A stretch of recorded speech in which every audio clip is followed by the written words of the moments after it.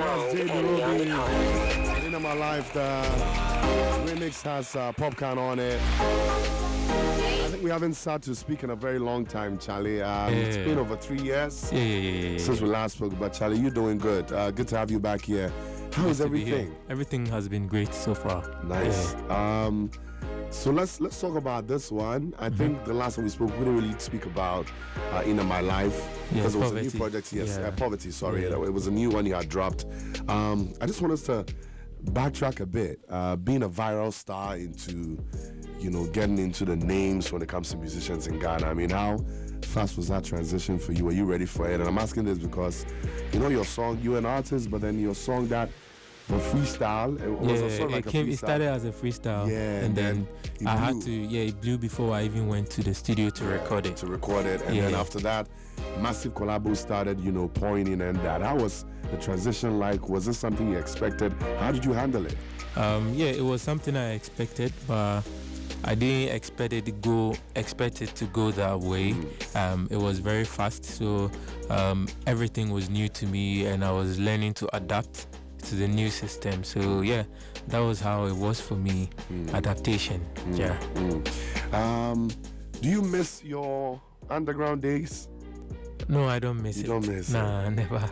Describe your underground days for us. I mean, before J DEROBIE became the J DEROBIE we know, how were your usual days like? I mean, going to work. I used to work in a restaurant, so as a what? I started as a waiter and I stopped as a chef. Wait. You started as a waiter at a restaurant? Yeah, sometimes when there are shortage of people, they could, and you are experienced enough, they could start training you to start cooking. Okay, so, that's what happened to me. And so you did how many months of the waiter job? I think 2-3 years. You did 2-3 years of a waiter. Yeah. And this you speak about can be verified by people. Yeah. What's the name of the restaurant? Chicks and Ribs. Chicks and Ribs. Yeah. I know Chicks and Ribs. Yeah. One time Jay Foley came and I made a burger for him too. Yeah. Wait. At the Osu branch. Wait, how many people know this? I'm totally new to this.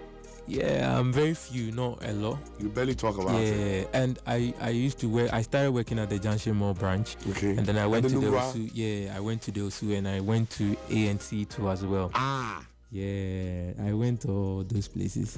I remember Chicks and Ribs, ANC was where I think Roku Mamas is now. Yeah. Just beside before they went to where Roku Mamas is, they were at just at the right side of Honeysuckle. Yes. And then they moved the corner. Yeah. Charlie. So I was there that corner, and then Roku Mamas too. I was there a little bit. And so you became a chef for how many years? Did you do a year? I think 1 year. Yeah, I became a chef at the Osu branch. They trained you for how many months? Like 4 months. I mean, of course, they have their recipes laid down already. And I was, as a waiter, I always go to the kitchen and come do stuff. So I was always seeing how they were doing it. I was already learning it, so it wasn't. So now, like when you pull your CV, do you still keep that part on there, or you've cleared it out? The part where you were a pro chef at some point. I still keep it. Because it reminds me of where I'm coming from, and it pushes me to go harder. Yeah. So you said around that time you remember serving Jay Foley. Yeah. Did you ever serve other artists? Yeah. That was Sarkodie's birthday. Sarkodie's daughter's birthday. Okay, Titi's birthday. Yeah, Titi's birthday at Junction Mall. They came to celebrate there, and then I was the one that I served them with a colleague, and then when they were done, I was the one. Around which year was this? That was like 2017. So the time YFM used to come and do our events at the I used to come there. You remember when the entire team, Miss Na, all of them, Joel, Miss Na, we came Mike to Smith, Chicks and Ribs to have lunch one time. We had an event that night, so we did a car wash experience. And then we did the area called Jam at night. And in between that, we came to have lunch. Wait, did you work there that time? No. Yeah, I came to work, but I didn't come to meet you guys. You had. I heard that you guys came around to come and eat. Around this period, you were still doing music. Yeah, I was still going to studio, so I was going to studio working. Wow. Do you miss those days? Yeah. I miss those days, yeah. But it pushes me to go harder, looking at where I'm coming from and all that. Yeah. Would you ever want to get into the business of cooking at some point? Is it something you still think about or crosses your mind sometimes? Yeah. It's something that I would want to get into, but not full time because I have a cousin who is also a chef. Okay. Yeah, he also does burgers. So you guys are like the burger boys. Yeah. So the original burger boys. Nice. So I'm trying to every knowledge that I have, I'm trying to partner with him, and then he would do whatever. Yeah. Wow, this is a beautiful story, a very inspiring story. Have you met Patoranking? Not yet. You know he has a similar story, right? Yeah. He also worked at the Accra Mall. He went in Osu at some point as a waiter. Wow. Beautiful stories. But now that we're here, it's been like 5 years since you launched yourself into the music scene. How are things going? After Poverty, broke and went out there, you went on to do a couple other songs. You did some massive collaborations. Yeah.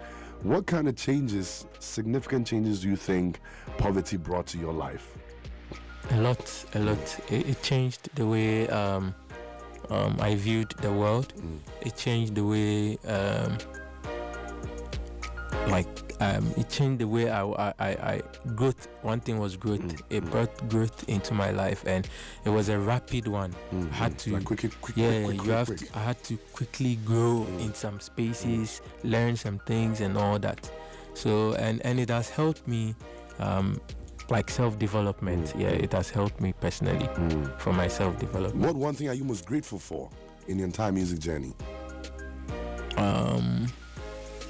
For meeting Mr. Easy, sometimes I just sit and think about how they encounter and everything, and for him even starting the Empower thing, it was a very great initiative, and I think we need people to do more of that, in the industry to help emerging artists, because there are a lot of talents in Ghana, and then we really need such programs to happen, and not just that, but with grants, like grants for artists and all that. There are some artists, they are good and all that, they have the potential, but sometimes this is our work. You need money. It is money. It's always money everywhere. So if there are some grants available for artists and all that, it would be very nice for us. Perfect. Since you brought Mr. Easy up, you still work with him? Are you under the label still? No more. I'm no more with them. Okay. So the Empower thing was to empower us so that we can grow and be able to empower others. So I worked with them for 4 years. 4 years. Yeah. How would you describe your days with them? Your years with them, your years with Empower. And how did the structure work? Now that you're out, I'm sure you're permitted to speak about the in and outs of, the deal. Yeah. How much was involved, if you don't mind. How the structure worked. Could you just sit up and put out a song because you wanted to? How did the structure work? There were lots of things we heard about the deal, but I think since you're here, you can break it down for us simply. The deal was it was a distribution deal. Okay. Yeah, it was a distribution deal, not like a label or something. Label signing, yeah. So that was it, and then the ins and outs were they handling most of my stuffs, most of the things they were my management. Okay. Yeah, and all that, because I didn't have any manager. Okay, so aside distributing, they were representing you as well. And and so far it was good. It was good. The experience was thoughtful. I learned a lot, and then I'm mostly grateful for everything. I'm sure you met so many people. I know of some great collaborations you had, but who amongst the people you met was the wildest experience for you? Like somebody you met you never expected you'd meet. If I take you back to Junction Mall, you doing your work days, it would have never crossed your mind. Never crossed my mind. Meet. Is there some person like that? It's easy. Mr. Easy. Still Mr. Easy. Yeah. The first day I met him, I was shaking at Labadi. I was shaking, and aside him, Cranium. Meeting Cranium at Dirty Rave was crazy, and also later on Popcorn coming, me meeting him, having a song with him, and then later on meeting him in person was very crazy. Wow. Yeah. Every young man's dream. Yeah. In the business. But help me understand how. I mean, a lot of us know Mr. Easy on the outside, but who is he like? I mean, I'm sure you spent time with him. Yeah. You know, discussing business. What kind of things does Easy talk about? Who is he when he's not in the limelight? You know. Yeah, he talks about business all the time. You know. Okay. Yeah. Talks about investment and like investing in like because of him I learned something called venture capital and all those things. Yeah, so he's very business minded and like that's how he is. Like he's always business minded. Yeah. If you had the opportunity to redo whatever deal you had with them, would you go back? It depends. If depends on what? On the deal, you know. Okay. Yeah, everything. No matter how the deal comes, it depends on how the deal is. And let's say whatever deal they are offering is good. Yeah, if it's good, that's fine. Let's say what they are offering is the same thing they offered you 4 or 5 years ago. Would you still do it? Oh, I don't think they will do that. Okay. Or I don't think it would go that way. Okay. Let me say that. I think it would rather there would be a better like I don't know, but offer? I don't know. I want to use a better word. Like there would the intentions from my side, from both parties, and all that would be directed well. You know, yeah. Would that mean, or would it be fair for me to say, however the first deal, as much as was beneficial to you, however it went, could have been better? Yeah, I think there were some things I didn't know, so I'll definitely make some choices that I wouldn't know. Like for the things that I know now, if you make certain, like definitely certain decisions, and you know.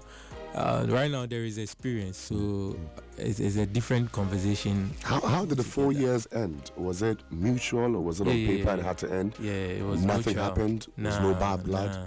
Nah. Are you able to still pick a phone and call Mr. Easy now? Yeah. You still do? I still text him. Okay, and he responds? Yeah, he's that good. So even just last year, November, he sent me some beats. We were talking, and then I did some writing for him, like 2 songs. Yeah. I mean, now that you've mentioned that, I'm also told that aside the distro deal you had, there was a point where you started writing songs for people they worked with. Was this true? Yeah. I did songwriting as well. Yeah.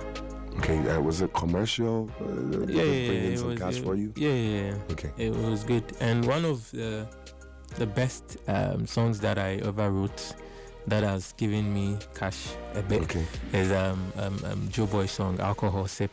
Okay. Yeah. So you've been credited for it. I mean, I haven't checked. Definitely. Alcohol. All the songs that I wrote. I think you premiered it on our show, right? Alcohol was premiered on our show. Yeah. About 3-4 years ago. I think it was right around the COVID period, and you wrote it. I wrote the beginning. You wrote the beginning, and he developed it. So I have a very close relationship with him. Okay. Shouts to Joe Boy. You guys were all on the same platform at some point. Yeah. He's a brother to me. And then I went to his apartment. He was in Ghana, and I went to his apartment, and he was like, bro, come check this out too. I have this tune. I want to make you listen and see. So I listened to it, and I was like, Omo, this is banger. Like this is very bang, like this crazy. And he was like, he wants me to see if I can do something at the beginning. Like he's done with everything, but he doesn't want to overdo it and all that. He needs something fresh, from the beginning. So I also did some melodies, and the one that came out was actually the third one. The third try, and then he liked it. He liked it, and that was history. And so it brings you cash. You still get cash from it? Yeah. Nice. Great. 38 past 11, guys. I'm here in the studio with DEROBIE. We're about to talk about his EP. We just had to talk other business, just to start it off. But he has a new project out, and I'm told it's the second part of your project. What's the theme for this particular one? The EP. Yeah, Femme After All. Okay. Yeah, what I learned through my journey so far, what I have learned through my journey so far is that the way is not straight. It's always bumpy, and there are ups and downs. So as an artist who inspire a lot of people, I decided to name my EP Femme After All. It's actually Femme After All. It's actually a trilogy. The first one came out last year, and then the second one came out February, and I'm planning to bring out the third one before the year ends. So we're going to talk about the second part. The second part, which is out right now. It's out right now. So it's to inspire the people listening to me, my fans, my friends, my colleagues, that no matter what you go through, you have to still be firm. Yeah. When you say firm, what do you mean? You have to be strong. No matter how many times you fall, you have to wake yourself up and start running again.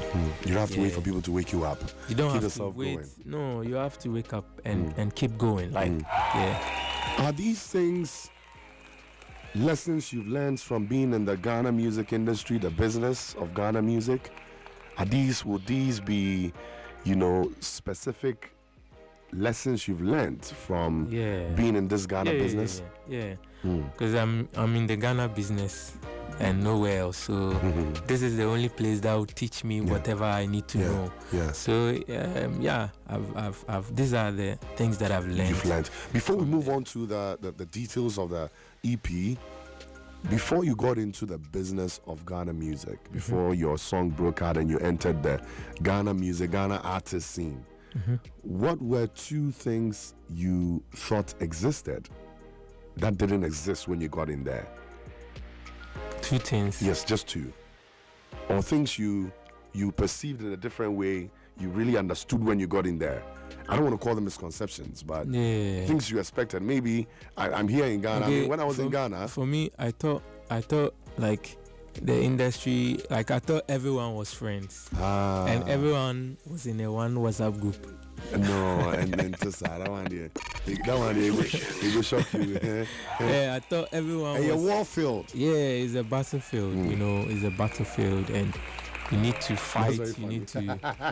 You need to fight. Said he thought we're all one. Yeah, all you could just wake up and go to this guy's house. No, it doesn't work like that. But it doesn't work like that because maybe he's not there. He's somewhere else. Or maybe you get different plans. Different plans. Everyone is moving. Everyone is working, moving, going. Yeah. That's one. So that's one. And two?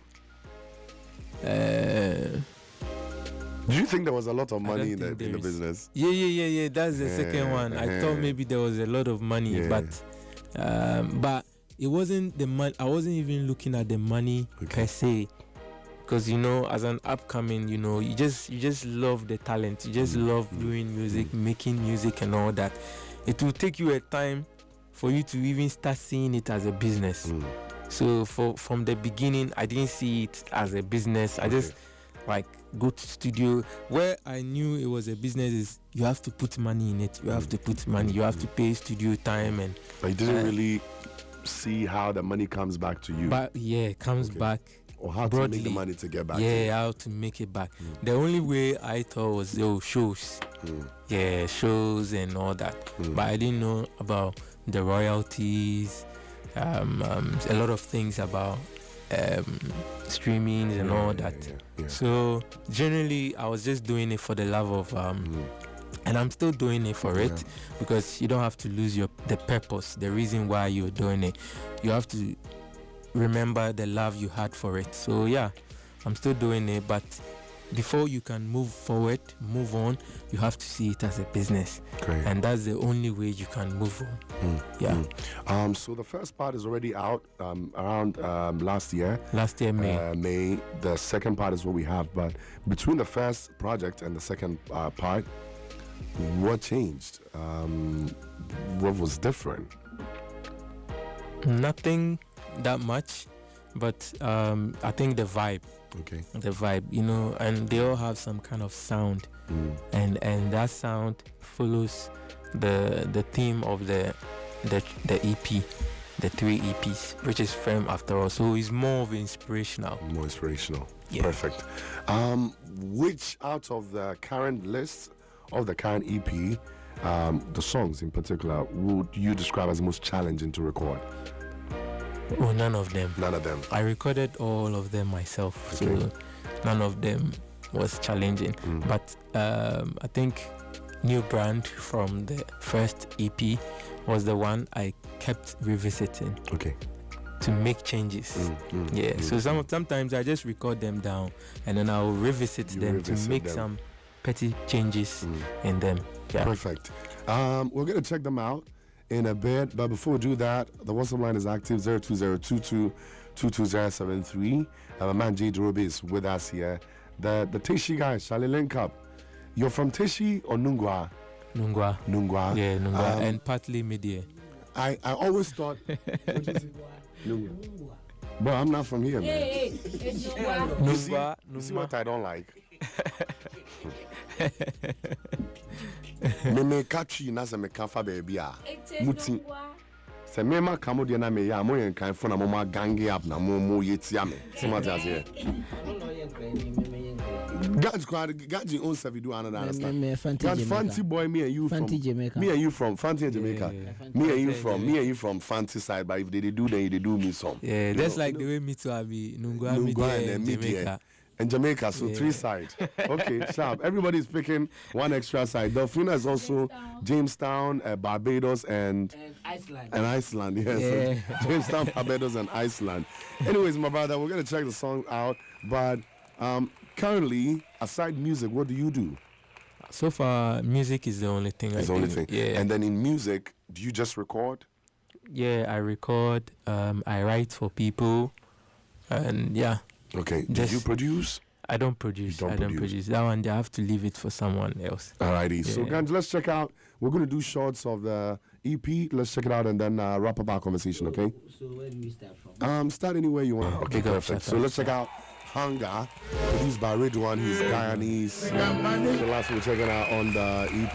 Yeah. I love it. I love the songs. I think my favorite would be Ransom. Yeah. Yeah, it was produced by Ugly and Tough. Ugly and Tough. So there's Ugly and Tough, there's Ridwan, and there is Kizzy on the beat. Kizzy on the beats. And Rich Monster did Monster. too. Yeah. Okay. So 4 producers. Perfect. Anyways, so how is it doing so far since you dropped them? So far it's doing well. It's doing well. Rich Realize is doing well. Everyone have their favorite on it. So I would say they're all doing well. Now, what is your favorite then? Since you mentioned Ransom is my favorite right now. Ransom is your favorite also. What about it do you love? It has it was the production was intentional. Everything about it was very intentional.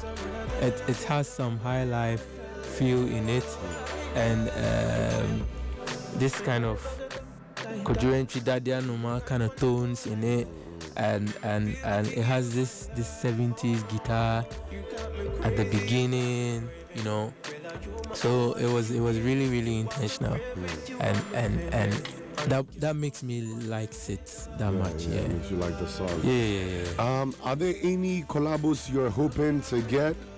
Is there anybody you still want to hop on a song with that you haven't reached yet?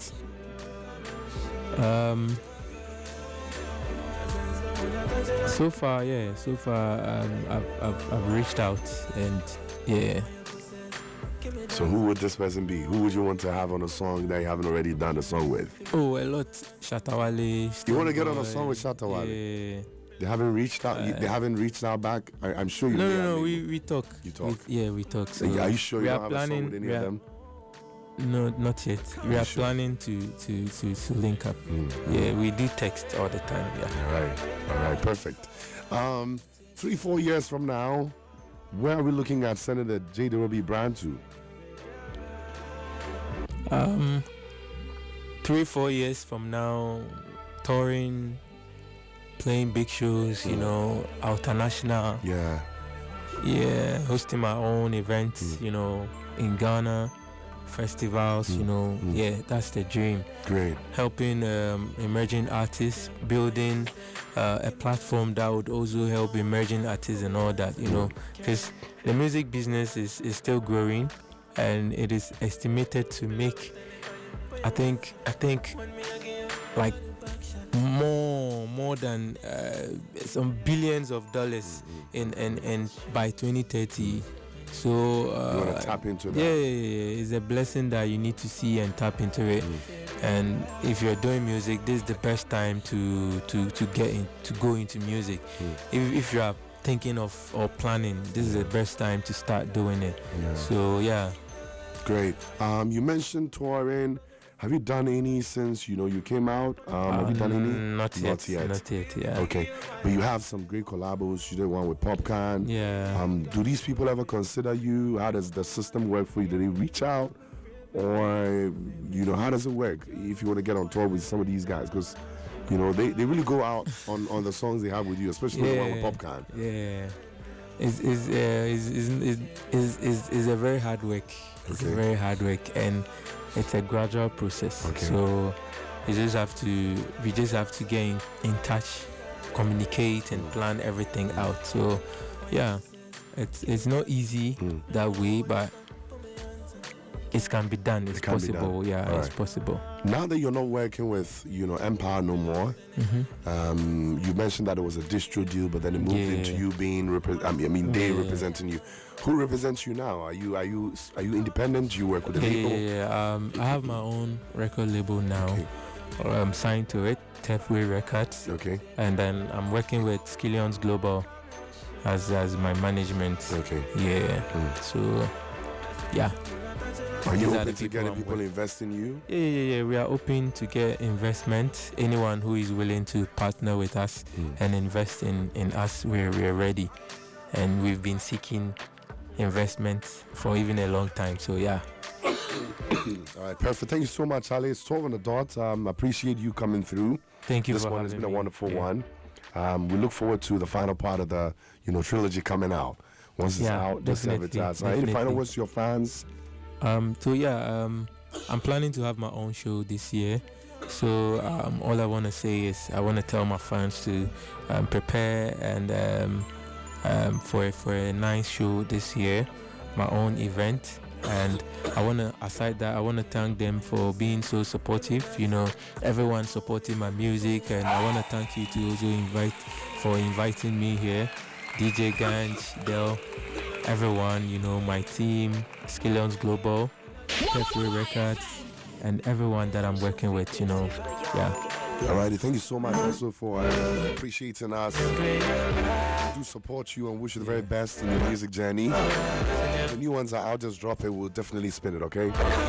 You guys have been always supportive, of me since day one. So yeah, that's it. That's how we love it in town. My name is Rev Erskine. Thank you so much for staying with us. If you're looking for soap that does more than just clean, try our live bathing soap today. It keeps you feeling fresh and invigorated after every bath. Moisturizing, it keeps your skin looking fresh and smooth.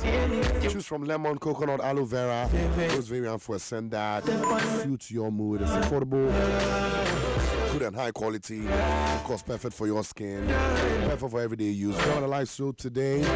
Any shop near you and feel a difference. Live soap, feel fresh, feel alive. Let's wrap things up with our daily words of wisdom from Professor Douglas Boateng. It's called Nyansa Kasa.